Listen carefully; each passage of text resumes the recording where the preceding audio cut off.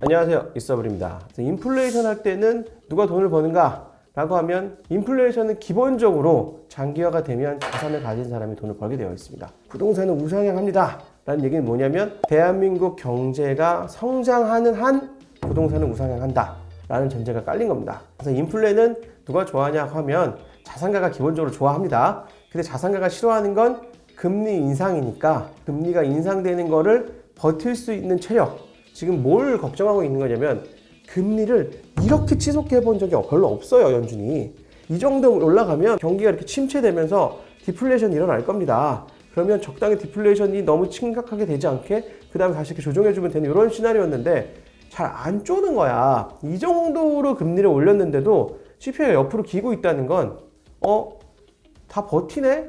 이러고 있는 거죠. 1%를 한번 올려가지고 빵빵빵 때려가지고 빵 더 때려서 이래도 버티나 보자.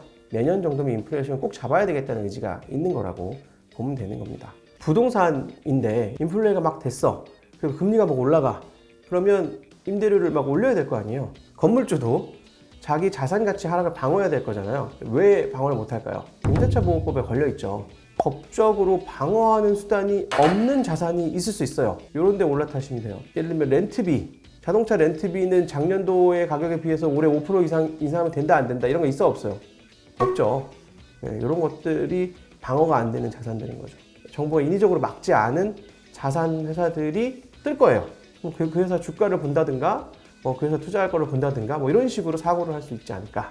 번가를 잘 시킬 수 있는 쪽에 붙어야 된다. 해운사 작년에 난리 났잖아요. 지난 20년간 번 돈보다 작년에 번 돈이 많아. 그러면 바로 뭐가 오겠어요? 거제도가 난리가 나겠죠.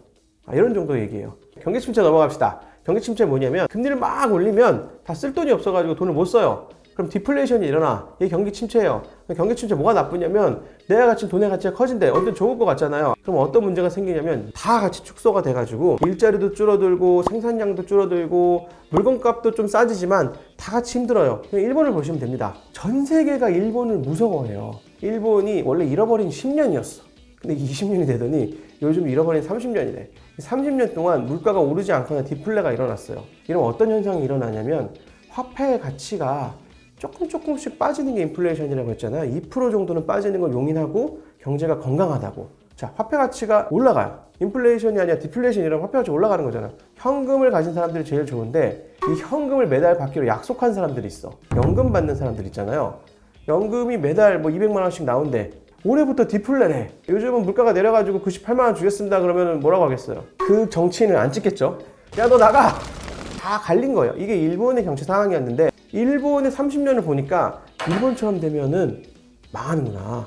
심지어 그냥 되는구나. 그러니까 안 되기 위해서 돈을 막 풀어서라도 디플레는 막아야겠구나가 기본적인 컨센서스예요. 왜 이렇게 금융시장이라든가 이런 분들은 막 매달 비상인 것처럼 그 난리를 펼칠까?